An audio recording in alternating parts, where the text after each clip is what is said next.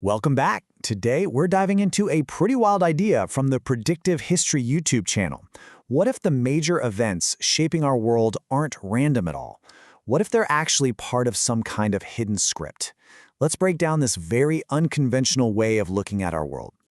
So right off the bat, the material we're digging into today throws this huge question at you.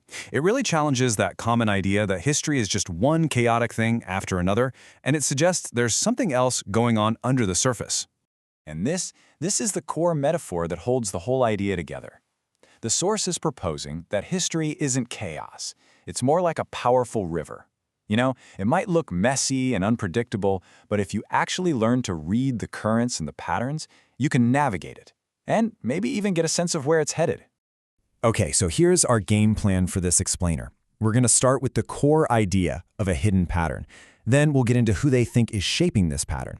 After that, we'll see how this whole model gets applied to real-world news, look at some of the bold predictions it makes, and then we'll finish up with the source's advice for all of us.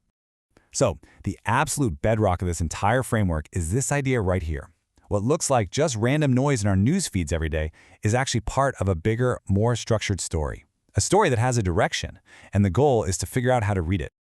But okay, if history is a story, that just begs the next question, right? Who's writing it? And to answer that, the source lays out this really fascinating kind of pyramid-shaped model of power and influence that they believe is shaping everything. At the very, very top of this power structure is a concept the source calls eschatology.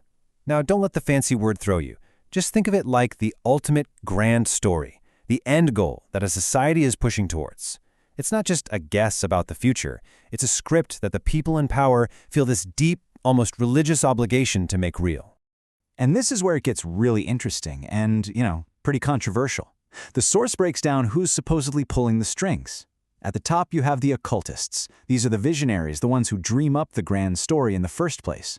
Next down, you have secret societies who act like the marketing department, promoting the story and shaping how we all understand it. Then you've got the rich and powerful, who basically bankroll the parts of the script that help them stay on top.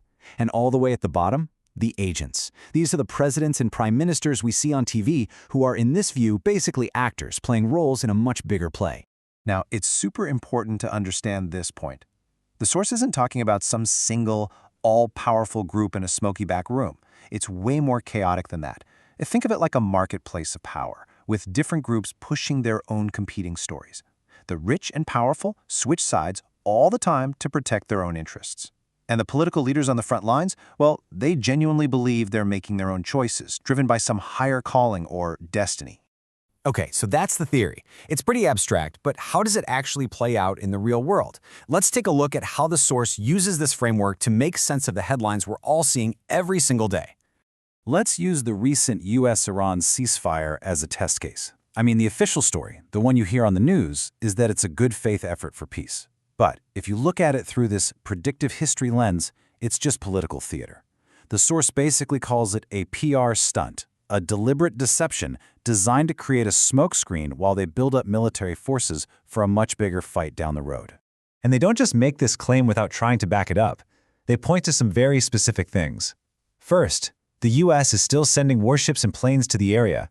Second, Iran's military is so decentralized, what they call a mosaic defense, that a simple top-down ceasefire is almost impossible to enforce without sparking an internal conflict. And third, a loophole was used almost immediately to hit Iran's allies, which suggests it was part of the plan all along. This framework also has a really unconventional take on China. I mean, we're all used to hearing about China as this rising superpower, a real challenger to the West. But this view is totally different. It sees China not as a rival, but as a copy of the Western model, a construct of the empire. And, the source argues, that's its biggest weakness. It makes China incredibly fragile and totally dependent on the very system it looks like it's trying to replace. So, where is all of this headed? If you take this idea of competing stories and fragile empires, you end up with some pretty startling and, frankly, pretty bleak predictions about what the future holds for us. According to the source, the era of a single American superpower is pretty much over, and what comes next isn't another global power, but a fractured world with at least 3 competing new empires. There's the American Technate, a kind of Fortress North America that's technologically advanced and controls the seas. Then you have the Third Rome, a resurging Russia taking back its old territories, and finally, a new power bloc in the Middle East funded by global finance that they call Pax Judaica. But the predictions for the United States itself are wow. They're even more shocking. The source predicts a long, drawn-out civil war, something that could last for generations. And they make this incredibly bold prediction about who comes out on top: the state of Texas, the Christian nationalist movement, and the AI industry. And why those three?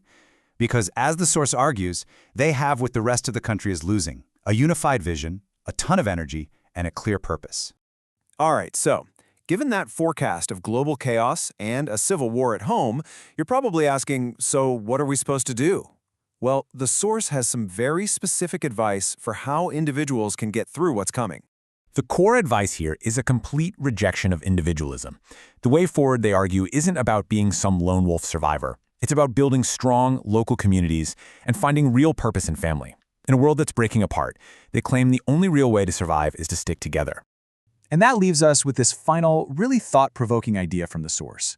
If the world is basically a stage, and all these powerful forces are writing the script, then maybe the most meaningful thing you can do isn't trying to grab the pen yourself. Maybe, instead, it's about turning your focus inward, to your own growth, and to building strength and resilience in the community that's right there in front of you.